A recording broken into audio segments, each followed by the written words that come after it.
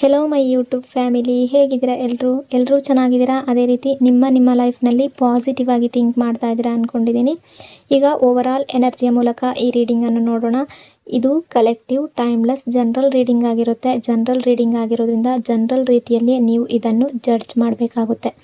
ಅಂದರೆ ಎಷ್ಟು ವಿಷಯಗಳು ನಿಮಗೆ ಮ್ಯಾಚ್ ಆಗುತ್ತೋ, ಎಷ್ಟು ಎನರ್ಜೀಸ್ಗಳು ನಿಮಗೆ ಮ್ಯಾಚ್ ಆಗುತ್ತೋ ಅಷ್ಟನ್ನು ಮಾತ್ರ ತಗೊಂಡು ಬಾಕಿ ಉಳಿದಿರುವ ವಿಷಯಗಳನ್ನು ಅಲ್ಲಿಗೆ ಬಿಡಬೇಕಾಗುತ್ತೆ. ಈ ರೀಡಿಂಗಲ್ಲಿ ಬರುವ ಯಾವುದೇ ವಿಷಯಗಳನ್ನಾಗಲಿ ಫೋರ್ಸ್ಫುಲ್ಲಾಗಿ ನಿಮ್ಮ ಮೇಲೆ ನೀವು ಹಾಕ್ಕೊಳ್ಬಾರ್ದು. ಹಾಗಾದರೆ ಈಗ ರೀಡಿಂಗನ್ನು ಶುರು ಮಾಡೋಣ.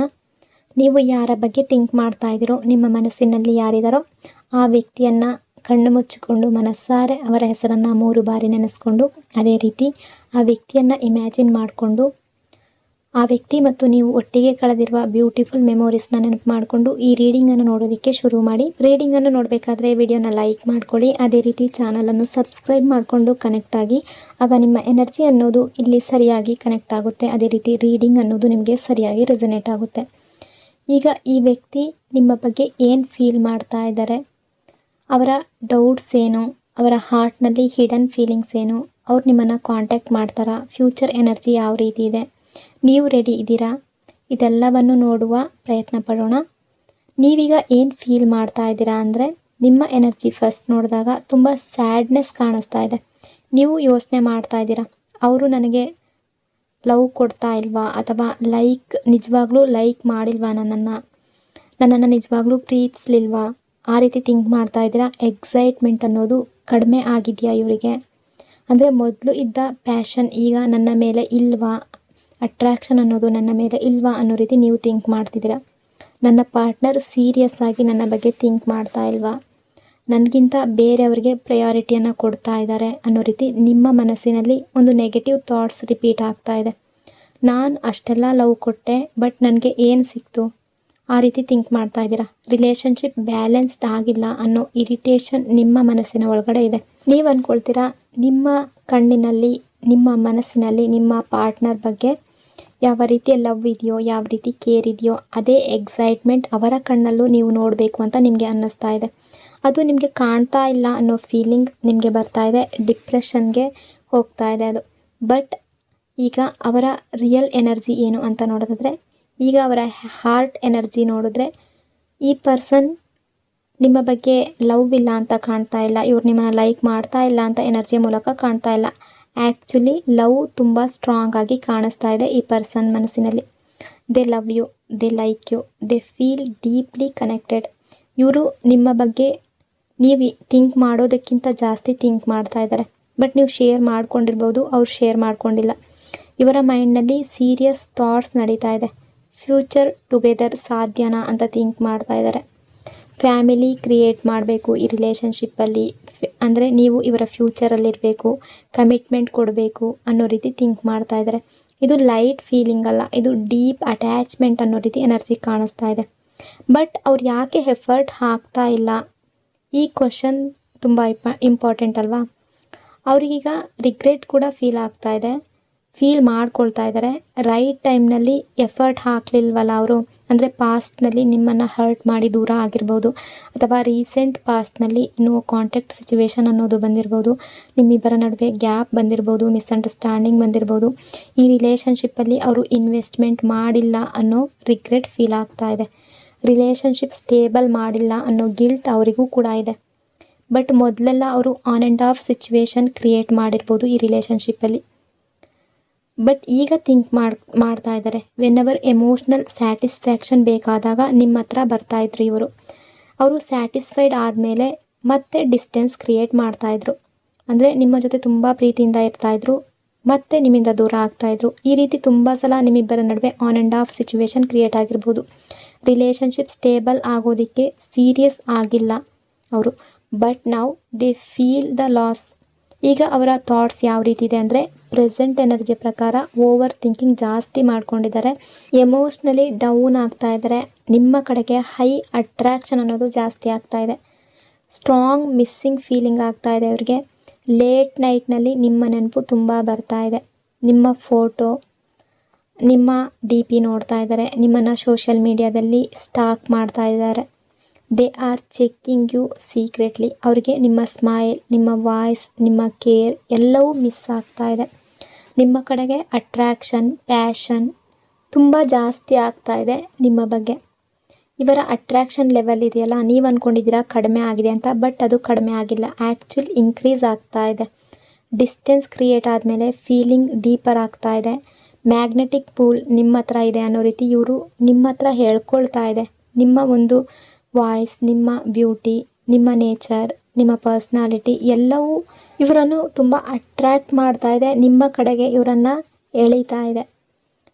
ಬಟ್ ಇವರು ಹೆದರ್ಕೊಳ್ತಾ ಇದ್ದಾರೆ ಅಥವಾ ಈಗೋ ಅನ್ನೋದು ಅಡ್ಡ ಬರ್ತಾ ಇದೆ. ಮತ್ತು ನೀವು ಇವರನ್ನು ಅಕ್ಸೆಪ್ಟ್ ಮಾಡ್ತೀರಾ ಅನ್ನೋ ಫೀಲಿಂಗ್ಸ್ ಕೂಡ ಇದೆ. ನಿಮ್ಮ ಸೈಲೆನ್ಸ್ ಅವ್ರಿಗೆ ತಡ್ಕೊಳ್ಳೋದಕ್ಕೆ ಆಗ್ತಾ ಇಲ್ಲ. ಅಂದರೆ ನೀವೀಗ ಸುಮ್ಮನಾಗಿರ್ಬೋದು, ಸೈಲೆಂಟ್ ಆಗಿರ್ಬೋದು, ನೀವು ಅವ್ರಿಗೆ ಏನು ಹೇಳದೇ ಇರ್ಬೋದು, ಕಾಲ್ ಮಾಡದೇ ಇರ್ಬೋದು, ಮೆಸೇಜ್ ಮಾಡದೇ ಇರ್ಬೋದು.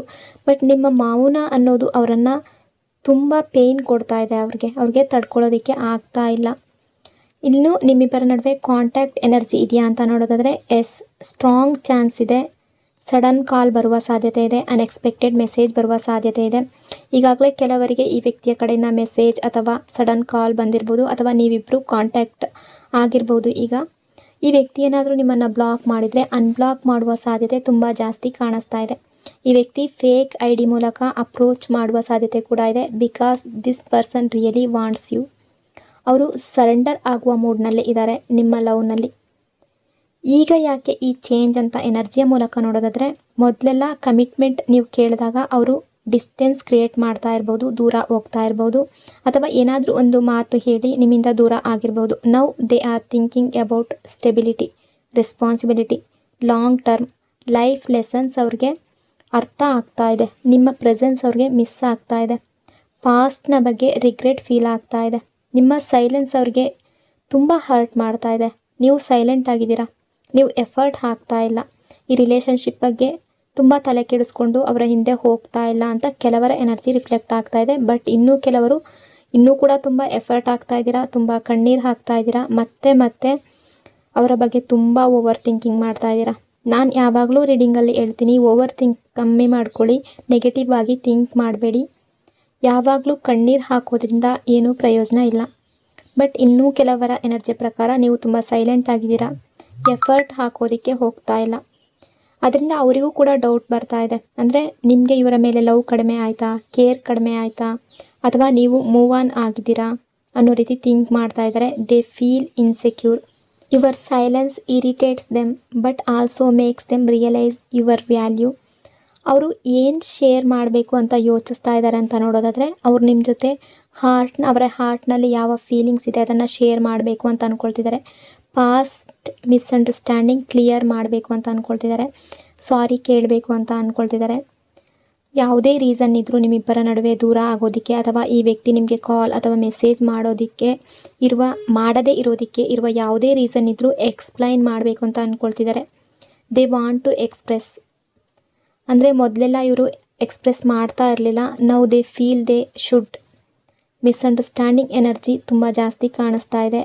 ಬಟ್ ಮೊದಲೆಲ್ಲ ಮಿಸ್ಅಂಡರ್ಸ್ಟ್ಯಾಂಡಿಂಗ್ ತುಂಬ ಆಗಿದೆ, ಫೈಟ್ ಆಗಿದೆ, ಈಗೋ ಕ್ಲಾಶ್ ಆಗಿದ್ರೆ, ನಿಮ್ಮಿಬ್ಬರ ನಡುವೆ ಗ್ಯಾಪ್ ಅನ್ನೋದು ಬಂದಿದ್ದರೆ, ಫಿಸಿಕಲ್ ಡಿಸ್ಟೆನ್ಸ್ ಅನ್ನೋದು ಇದ್ದರೆ ಅದನ್ನು ಸಾಲ್ವ್ ಮಾಡಬೇಕು ಅಂತ ಯೋಚನೆ ಮಾಡ್ತಾ ಇದ್ದಾರೆ. ಅವ್ರಿಗೆ ಅನ್ನಿಸ್ತಾ ಇದೆ, ನಾವಿಬ್ಬರು ಮನಸ್ಸು ಮಾಡಿದರೆ ಸಾಲ್ವ್ ಆಗ್ತಾ ಇತ್ತು, but both didn't take step. Now they want to fix. ನಿಮ್ಮ ರಿಲೇಷನ್ಶಿಪ್ಪನ್ನು ಫಿಕ್ಸ್ ಮಾಡ್ಕೋಬೇಕು ಅಂತ ಅಂದ್ಕೊಳ್ತಾ ಇದ್ದಾರೆ. You are their favourite person ಅನ್ನೋ ರೀತಿ ಥಿಂಕ್ ಮಾಡ್ತಾ ಇದ್ದಾರೆ. ಗುಡ್ ಆರ್ ಬ್ಯಾಡ್ ನ್ಯೂಸ್ ಬಂದಾಗ ಫಸ್ಟ್ ಅವರು ನಿಮಗೆ ಶೇರ್ ಮಾಡ್ತಾಯಿದ್ರು ಪಾಸ್ಟ್ನಲ್ಲಿ, ಅಥವಾ ನಿಮ್ಮ ಜೊತೆ ಎಲ್ಲವನ್ನೂ ಹೇಳ್ಕೊಳ್ತಾ ಇದ್ರು. ಅದು ಒಳ್ಳೆಯ ವಿಷಯ ಆಗಿರ್ಬೋದು, ಯಾವುದೇ ವಿಷಯ ಆಗಿರ್ಬೋದು, ನಿಮ್ಮ ಹತ್ರ ಶೇರ್ ಮಾಡ್ಕೊಳ್ತಾ ಇದ್ರು. ಬಟ್ ಈಗ ಅದರ ಬಗ್ಗೆ ಥಿಂಕ್ ಮಾಡ್ತಾ ಇದ್ದಾರೆ. ನಿಮ್ಮಿಬ್ಬರ ಫ್ಯೂಚರ್ ಎನರ್ಜಿಯಲ್ಲಿ, ರಿಲೇಷನ್ಶಿಪ್ಪಲ್ಲಿ ಪಾಸಿಟಿವ್ ಸೈನ್ಸ್ ಅನ್ನೋದು ಕಾಣಿಸ್ತಾ ಇದೆ. ಕಮ್ಯುನಿಕೇಷನ್ ರೀಸ್ಟಾರ್ಟ್ ಆಗುವ ರೀತಿ ತುಂಬ ಜನರ ಎನರ್ಜಿ ರಿಫ್ಲೆಕ್ಟ್ ಆಗ್ತಾ ಇದೆ. ಎಮೋಷ್ನಲ್ ಕ್ಲಾರಿಟಿ ಅನ್ನೋದು ಬರ್ತಾ ಇದೆ.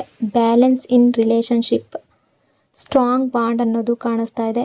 ಬಟ್ ಕಂಡೀಷನ್ ಏನು ಅಂದರೆ, ಪಾಸ್ಟ್ನ ಏನೇ ನೋವಿದ್ರೂ ಇಬ್ಬರೂ ಕೂಡ ಬಿಡಬೇಕು. Let go of old hurt. ನಿಮ್ಮ ಪೇಯ್ನ್ ಏನಿದೆ ಅದನ್ನು ಬಿಡಬೇಕು, ಓವರ್ ಥಿಂಕಿಂಗನ್ನು ಬಿಡಬೇಕು, ಇಬ್ಬರೂ ಕೂಡ ಓಪನ್ ಕಮ್ಯುನಿಕೇಷನ್ ಇಡಬೇಕು. ಈಗ ಯೂನಿವರ್ಸ್ ಕಡೆಯಿಂದ ನಿಮಗೆ ಯಾವ ರೀತಿಯ ಗೈಡೆನ್ಸ್ ಇದೆ ಅಂತ ನೋಡೋದಾದರೆ, ರಿಲೇಷನ್ಶಿಪ್ಪಲ್ಲಿ ಓವರ್ ಥಿಂಕಿಂಗ್ ಸ್ಟಾಪ್ ಮಾಡಿ, ನೆಗೆಟಿವ್ ಅಸಂಪ್ಷನ್ ಅದನ್ನು ಅವಾಯ್ಡ್ ಮಾಡಿ, ಪೇಷನ್ಸ್ ಇಡಿ, ಸೆಲ್ಫ್ ರೆಸ್ಪೆಕ್ಟ್ ಮೇಂಟೈನ್ ಮಾಡಿ. ಲವ್ ಇಬ್ಬರ ಕಡೆಯಲ್ಲೂ ಇದೆ, ಬಟ್ ಹೀಲಿಂಗ್ ಕೂಡ ಆಗಬೇಕು. ಟೈಮಿಂಗ್ ಎಲ್ಲವನ್ನು ಹೀಲ್ ಮಾಡುತ್ತೆ. ಬಟ್ ಎನರ್ಜಿ ನಿಮ್ಮಿಬ್ಬರ ನಡುವೆ ಯಾವಾಗ ಕಾಂಟ್ಯಾಕ್ಟ್ ಆಗ್ಬೋದು ಅಂತ ನೋಡೋದಾದರೆ ಫಾಸ್ಟ್ ಮೂವ್ ಕಾಣಿಸ್ತಾ ಇದೆ. ಸಡನ್ ಕಾಂಟ್ಯಾಕ್ಟ್ ಸಾಧ್ಯತೆ ಹೈ ಎನರ್ಜಿಯಲ್ಲಿದೆ. ವಿತಿನ್ ವೀಕ್ಸ್ ಅಥವಾ ಮಂತ್ ಒಳಗಡೆ ಮೂಮೆಂಟ್ ಅನ್ನೋದು ಕಾಣಿಸ್ತಾ ಇದೆ. ನಿಮಗೆ ಆ ವ್ಯಕ್ತಿಯ ಮೇಲೆ ಡೌಟ್ ಕೂಡ ಇದೆ, ಲವ್ ಕೂಡ ಇದೆ. ಅವರಿಗೂ ಕೂಡ ನಿಮ್ಮ ಮೇಲೆ ಲವ್ ಇದೆ. ಆ ವ್ಯಕ್ತಿಗೆ ಈಗ ರಿಗ್ರೆಟ್ ಫೀಲ್ ಮಾಡ್ಕೊಳ್ತಿದ್ದಾರೆ. ಅಂದರೆ ರಿಲೇಷನ್ಶಿಪ್ಪಲ್ಲಿ ಏನೇ ತಪ್ಪು ಮಾಡಿದರೂ ಕೂಡ ಅದರ ಬಗ್ಗೆ ಥಿಂಕ್ ಮಾಡ್ತಾ ಇದ್ದಾರೆ. They are missing you deeply. ನಿಮ್ಮ ರಿಲೇಷನ್ಶಿಪ್ಪಲ್ಲಿ ಕ್ಲಾರಿಟಿ ಅನ್ನೋದು ಬರ್ತಾ ಇದೆ. This is not the end, it made both of you realise the value. ಆ ರೀತಿಯ ಎನರ್ಜಿ ಕಾಣಿಸ್ತಾ ಇದೆ. ಸೊ ಇಷ್ಟೆಲ್ಲ ವಿಷಯಗಳು ಈ ರೀಡಿಂಗಲ್ಲಿ ರಿಫ್ಲೆಕ್ಟ್ ಆಗ್ತಾ ಇದೆ. ಐ ಹೋಪ್ ಈ ರೀಡಿಂಗ್ ನಿಮಗೆ ಇಷ್ಟ ಆಗಿದೆ ಅಂದ್ಕೊಂಡಿದ್ದೀನಿ. ಇಷ್ಟ ಆಗಿದರೆ ಕಮೆಂಟ್ನಲ್ಲಿ ಕ್ಲೈಮ್ ಮಾಡ್ಕೊಳ್ಳಿ. ಅದೇ ರೀತಿ ಈ ವಿಡಿಯೋನ ಲೈಕ್ ಮತ್ತು ಶೇರ್ ಮಾಡೋದ್ರ ಜೊತೆಗೆ ವಿಡಿಯೋನ ಹೈಪ್ ಕೂಡ ಮಾಡಿ. ಚಾನಲ್ನ ಫಸ್ಟ್ ಟೈಮ್ ವಿಸಿಟ್ ಮಾಡಿದರೆ ಚಾನಲ್ ಜೊತೆ ಕನೆಕ್ಟ್ ಆಗಿ. Thank you so much. ಇನ್ನೊಂದು ಪವರ್ಫುಲ್ ಡೀಪ್ ರೀಡಿಂಗ್ನೊಂದಿಗೆ ಮತ್ತೆ ಸಿಗ್ತೀನಿ. Until then take care.